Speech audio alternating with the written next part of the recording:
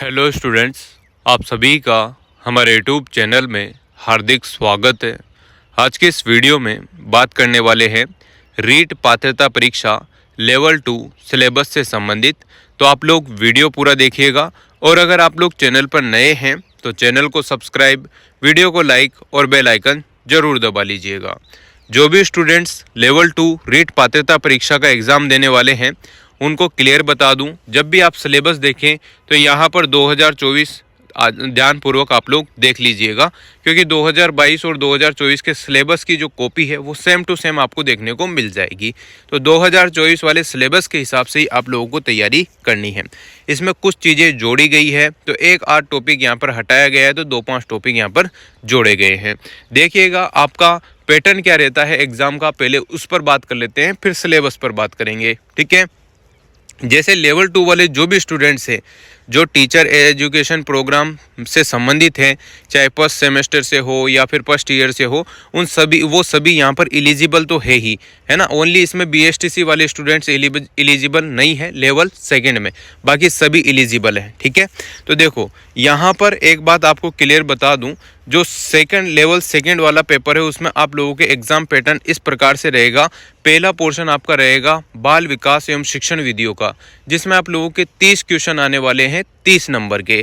ठीक है, अब जो साइंस स्ट्रीम वाले स्टूडेंट हैं, यानी कि विज्ञान विभाग वाले जो भी स्टूडेंट हैं या फिर आर्ट्स यानी कि कला वाले जो स्टूडेंट हैं, उनके अलग अलग पैटर्न यहाँ पर फॉलो होता है। कैसे, यहाँ पर जो विज्ञान विषय वाले स्टूडेंट्स हैं उनके लिए मैथ और विज्ञान दोनों आती है, मैथ और विज्ञान यानी कि मैथ और साइंस दोनों आती है। और जो स्टूडेंट्स एसएसटी या आर्ट्स वाले हैं उनके लिए यहाँ पर सामान्य विज्ञान और सामाजिक विज्ञान दोनों आती है। ये पोर्शन आपके समझ में आ गया होगा। तो पहला पोर्शन आपका सीडीपी का रहेगा जिसमें 30 क्वेश्चन 30 नंबर के आएंगे। दूसरा पोर्शन आपका विज्ञान का रहेगा या साइंस का जो है ना, उसके 30 में से 30 क्वेश्चन आपके आएंगे। और मैथ का रहेगा जिसके 30 में से 30 क्वेश्चन आपके आने वाले हैं। अगर एसएसटी वालों की बात करें तो यहाँ पर सामाजिक अध्ययन और सामान्य ज्ञान के 30-30 क्वेश्चन आपके रहेंगे। तो इस प्रकार से आप लोगों के 90 नंबर का पोर्शन तो कंप्लीट हो गया, सीडीपी और आपके जो सब्जेक्ट है उनसे संबंधित। ठीक है, 90 नंबर के 90 क्वेश्चन हो गए। इसके बाद हम बात करते हैं लैंग्वेज फर्स्ट और लैंग्वेज सेकंड की। तो बहुत सारे स्टूडेंट लैंग्वेज फर्स्ट में हिंदी सब्जेक्ट लेते हैं और बहुत सारे इंग्लिश सब्जेक्ट लेते हैं, वो आपके ऊपर डिपेंड करता है। तो जो हिंदी लेंगे वो साथ में इंग्लिश ले सकते हैं, संस्कृत ले सकते हैं सेकेंड लैंग्वेज। आप लोगों की जो इच्छा हो उस हिसाब से आप लोग 2 सब्जेक्ट चूज़ कर लीजिएगा लैंग्वेज वाले। हिंदी इंग्लिश लेना है या हिंदी संस्कृत लेना है, संस्कृत इंग्लिश लेना है, उर्दू पंजाबी लेना है, वो आपके ऊपर डिपेंड करता है। ठीक है ना। चलिए अब हम सिलेबस की बात कर लेते हैं। कोई नेगेटिव मार्किंग इसमें नहीं होगी। ओनली ई वाला ऑप्शन जो आपके आएगा 5वां ऑप्शन, उसमें अगर आप लोग 10% से अधिक 10% गोले नहीं बढ़ते हैं तो आप लोगों के नेगेटिव मार्किंग वहाँ पर 1/3 होगी। अदरवाइज इसमें कोई नेगेटिव मार्किंग नहीं होती है। ठीक है ना। चलिए खंड फर्स्ट की बात करते हैं जिसमें बाल विकास और शिक्षण विधियाएं आपके 30 नंबर का है, 30 प्रश्न और 30 नंबर के। तो यहाँ पर बाल विकास आपके आने वाला है जिसमें वृद्धि एवं विकास की संकल्पना, विकास के विभिन्न आयाम एवं सिद्धांत, विकास को प्रभावित करने वाले कारक, जिसमें आपके विशेष रूप से परिवार और विद्यालय से संदर्भ में एवं अधिगम से उनका संबंध क्या है वो आ सकते हैं। वंशानुक्रम और वातावरण की भूमिका आपके सिलेबस में है। फिर बात करते हैं व्यक्तिगत भिन्नताओं की, जिसमें आपसे अर्थ पूछ सकते हैं, ये सारी चीज़ें आपसे पूछ सकते हैं। पीडीएफ आपको टेलीग्राम पर अवेलेबल मिल जाएगी, यानी कि टेलीग्राम पर मिल जाएगी, तो वहाँ से आप लोग डाउनलोड कर लीजिएगा। व्यक्तित्व से संबंधित यहाँ पर क्वेश्चन आएंगे, बुद्धि से संबंधित। ठीक है, विविध अधिगमकर्ताओं की समझ आपकी यहाँ पर पूछी जा सकती है। फिर अधिगम में आने वाली जो कठिनाई है उनकी बात होगी। समायोजन की संकल्पना, तरीके, समायोजन में अध्यापक की भूमिका की यहाँ पर पूछी जा सकती है।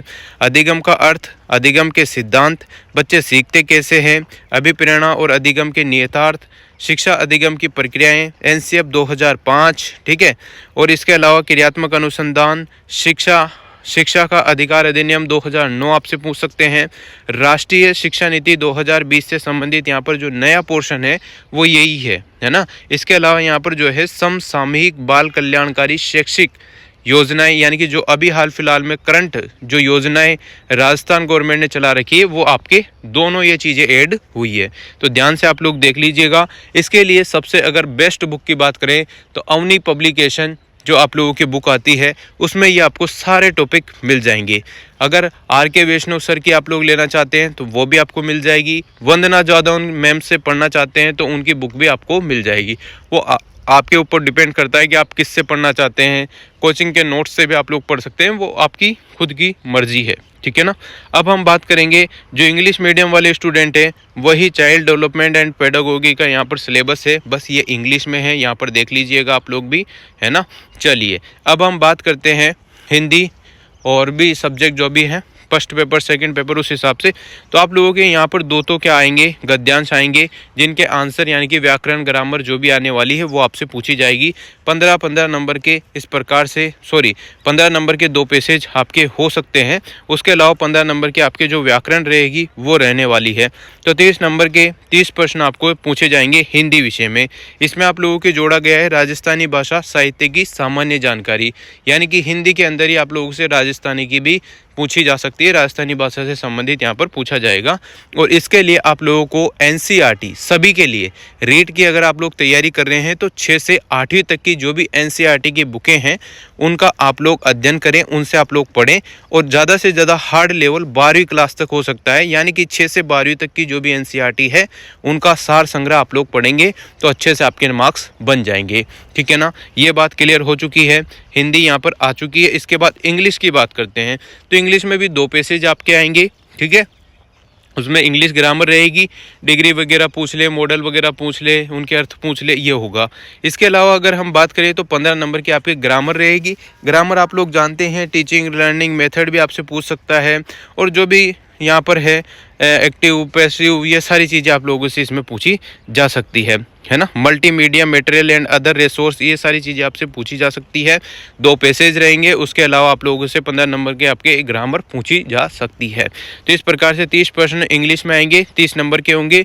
इसमें भी आप लोगों को 6 से लेकर 12वीं तक की जो NCERT है उसको फॉलो करना होता है ना। बाकी आप लोगों को ऑथेंटिक बुक्स भी आप लोग परचेज कर सकते हैं। पढ़ने के लिए तो आप लोग कुछ भी पढ़ सकते हो, ग्रामर आपको कहीं से भी मिल जाएगी। इंग्लिश ग्रामर भर भर के नेट पर भी अवेलेबल है और सभी जगह अवेलेबल है। संस्कृत की अगर हम बात करें तो साफल्य संस्कृत नाम की एक बुक आती है, और सिकवाल पब्लिकेशन की भी अच्छी खासी बुक है, उसमें क्वेश्चन अच्छे दे रखे हैं। तो आप लोग देख लेना कौन सी आपको परचेज करनी है। जो संस्कृत सब्जेक्ट लेने वाले हैं उनके भी 30 प्रश्न होंगे, 30 नंबर के रहेंगे। 2 पैसेज आएंगे, वही ग्रामर आपकी पूछी जाएगी। ये देखो लिखा रहा है संज्ञा, ज्ञानम, स्वर, व्यंजन, ये सारी चीज़ें आपके जो संस्कृत व्याकरण है उससे आपसे पूछी जाएगी। थोड़ा थोड़ा डिफरेंस रहता है हिंदी और संस्कृत में, तो आप लोग ध्यान से देख लीजिएगा इन सभी चीज़ों को। वही 6 से 12वीं तक के NCERT आपको फॉलो करनी है। उर्दू की बात करें तो उर्दू तो मेरे समझ के बाहर है, पर आप लोग जो भी स्टूडेंट उर्दू वाले हैं वो आराम से ये सिलेबस देख लीजिएगा। PDF टेलीग्राम पर मिल जाएगी। चेतन वर्मा सर नाम से हमारा चैनल है टेलीग्राम, तो ज्वाइन आप लोग कर सकते हैं, ठीक है ना। यहाँ पर सिंधी का भी सिलेबस दे रखा है, तो जो स्टूडेंट हिंदी सब भाषा जानते हैं वो यहाँ से अपना सिलेबस देख लीजिएगा। इसके अलावा जो पंजाबी भाषा जानते हैं वो पंजाबी का यहाँ से देख लीजिएगा, जो भी है ना सिलेबस। यहाँ पर आप लोग अपने हिसाब से, गुजराती वाले स्टूडेंट है तो गुजराती यहाँ से देख लीजिएगा। अब हम बात करते हैं, वापस से हिंदी सब्जेक्ट आ गया है, तो प्रश्न पत्र आपका जो सेकंड रहेगा, यानी कि जिन्होंने सेकंड लैंग्वेज के रूप में हिंदी को लिया है उन्हों का सिलेबस भी वो का वही सेम ही है। 2 पैसेज आएंगे, उसी में से आप लोगों को आंसर बताने, व्याकरण आएगी। सिलेबस वो का वही है, राजस्थानी भाषा इसमें ऐड हुई है ना। और यहाँ पर इंग्लिश में भी आप लोग देख लीजिएगा, लैंग्वेज सेकेंड लेने वाले जो स्टूडेंट है उनके यहाँ पर सिलेबस दे रखा है, ज़्यादा कोई चेंज है नहीं, नॉर्मल से वही चीज़ें हैं, 2 पैसेज और व्याकरण, ठीक है ना। ये चीज़ें आप लोगों को समझ में आ गई होगी। अब हम बात करेंगे विज्ञान और गणित विषय वाले जो स्टूडेंट हैं, जो साइंस स्ट्रीम वाले स्टूडेंट हैं, उनके सिलेबस की। तो यहाँ पर देखिएगा, गणित और विज्ञान जो साइंस स्ट्रीम वाले हैं उनके लिए है, आर्ट्स वालों के लिए SST वाला पोर्शन रहेगा, उसकी बात भी अभी करेंगे। पहले गणित विषय की बात कर लेते हैं। आप लोगों के क्या क्या 30 क्वेश्चन आपके गणित से आएंगे, 30 क्वेश्चन आपके विज्ञान से आएंगे। इस प्रकार से आपके 60 क्वेश्चन रहेंगे 60 नंबर के, ठीक है ना। अब देखिएगा, जिसमें भी 15 नंबर के तो गणित में से आप लोगों से न्यूमेरिकल पूछेंगे, और 15 नंबर के आप लोगों के से पेडागोगी ऑफ मैथमेटिक्स आपसे पूछी जाएगी, ठीक है ना। जो आपके BEd में सब्जेक्ट आते थे वो, ठीक है। टीचिंग से संबंधित विधियां पूछ सकते हैं, गणित मेथड की विधियां, ये सारी पूछी जा सकती है। तो आप लोग देख सकते हैं इसमें घातांक और घात है, बीजीय व्यंजक है, गुणनफल, समीकरण, वर्ग और वर्गमूल, धन और घनमूल, दशमलव, परिमेय संख्याएं, ब्याज, अनुपात, समानुपात, प्रतिशतता, दर, वर्दी, हास, रेखा, किरण, कोण, समतलीय आकृतियाँ, समतलीय आकृतियों का क्षेत्रफल, परिमाप, पृष्ठीय क्षेत्रफल, आयतन, सममिति, सांख्यिकी, लेखाचित्र, प्रायिकता, गणित की प्रकृति, तर्कशक्ति, पाठ्यक्रम में गणित की महत्ता, गणित की भाषा, सामुदायिक गणित, मूल्यांकन, उपचारात्मक शिक्षण और शिक्षण की समस्याएं। तो 15 क्वेश्चन आप लोगों से पूछे जाएंगे न्यूमेरिकल वाले, है ना, और 15 क्वेश्चन आप लोगों से शिक्षण विद्या गणित से संबंधित पूछे जाएंगे। विज्ञान में भी सेम वही प्रोसेस है, और आप लोगों को गणित और विज्ञान पढ़ने के लिए सबसे बेस्ट बुक है 10 से लेकर 12वीं तक की जो NCERT है, उनमें जो टॉपिक आप लोगों के हैं बस वही आप लोगों को पढ़ना है, ठीक है ना। अदरवाइज काटा कोटा पढ़ने की कोई आवश्यकता नहीं है। वरना मार्केट में बुक आती है माथुरिया नाम से, है ना, तो लेखक है माथुरिया सर, तो उनके हिसाब से आप लोग परचेज कर ले। उसमें सार संग्रह दे रखा है पूरी NCERT का, तो उसको भी रीड आउट करेंगे तो काफ़ी अच्छा, कम टाइम में आप लोगों को अच्छी चीज़ें याद हो जाएगी। सजीव एवं निर्जीव, सूक्ष्म जीव, सजीव, मानव शरीर, स्वास्थ्य, जंतु प्रजनन, किशोर व्यवस्था, यांत्रिकी, ऊर्जा, ताप, ऊष्मा, प्रकाश ध्वनि, विद्युत चुंबकत्व, प्राकृतिक परिघटनाएं, पदार्थ की संरचना, रासायनिक पदार्थ, पौधे जंतुओं का संरक्षण, कृषि प्रबंधन, विज्ञान की संरचना प्रकृति, विज्ञान को समझना, मतलब पूरी दुनिया भर का सिलेबस आपके पास है रीट पात्रता के लिए। तो आप लोग देख लेना, शिक्षण विद्या भी इसमें आएगी 15 नंबर की, तो आप लोग जरूर शिक्षण विद्या पूरी पढ़ लेना भाई, वो बहुत ही इंपॉर्टेंट भूमिका अदा करने वाली है। तो इस प्रकार से आप लोगों के साइंस मैथ का सिलेबस हो गया है कवर। इसके बाद हम बात करते हैं, ये इंग्लिश में लिखा हुआ है, तो जो इंग्लिश मीडियम वाले स्टूडेंट है वो यहाँ से इंग्लिश में आप लोग समझ लीजिएगा। इसके बाद बात करते हैं हम सामाजिक विज्ञान, जो सामाजिक अध्ययन वाले स्टूडेंट है जिनके सामान्य ज्ञान के 30 क्वेश्चन होंगे, सामाजिक ज्ञान के 30 क्वेश्चन होंगे, है ना। तो सामाजिक अध्ययन में आप लोगों के इस प्रकार से देखो, इसके लिए भी 6 से 12वीं तक की जो NCERT है सबसे बेस्ट ऑप्शन है रीट पात्रता परीक्षा निकालने के लिए, क्योंकि राजस्थान बोर्ड जो है आपका पेपर, राजस्थान माध्यमिक शिक्षा बोर्ड आपका जो है पेपर कराने वाला है, तो वो NCERT से ही चीज़ें देने वाले हैं ज़्यादातर, ये ध्यान रखिएगा। सामाजिक अध्ययन में आपके भारतीय सभ्यता, संस्कृति, समाज आएगा, मौर्य, गुप्त साम्राज्य और गुप्तोत्तर काल आने वाला है, मध्यकाल, आधुनिक काल, भारतीय संविधान और लोकतंत्र, सरकार गठन और कार्य, पृथ्वी एवं हमारा पर्यावरण, भारत का भूगोल एवं संसाधन, राजस्थान का भूगोल संसाधन, राजस्थान का इतिहास, कला संस्कृति, शिक्षा शास्त्रीय मुद्दे फर्स्ट और सेकंड आपके आने वाले हैं। ये सारी चीज़ें आप लोगों से पूछी जाएगी। तो 60 नंबर के यहाँ पर 60 क्वेश्चन आएंगे SST वाले, जो आर्ट्स वाले स्टूडेंट हैं उन सभी के लिए। तो इस प्रकार से आपका जो पूरा सिलेबस है वो यही रहने वाला है। शिक्षण विधियाँ मोस्ट इम्पोर्टेंट हैं, उनको ज़रूर पढ़ें, क्योंकि वो हर बार आती है और उनसे काफ़ी अच्छे मार्क्स आपके बनते हैं। ये मान के चलो, शिक्षण विधियाँ आपके जो सब्जेक्ट है उसमें भी आएगी, जो आपके हिंदी इंग्लिश वाले जो सब्जेक्ट है उसमें भी आएगी, और साथ में ही जो आपके CDP है उसमें भी आएगी।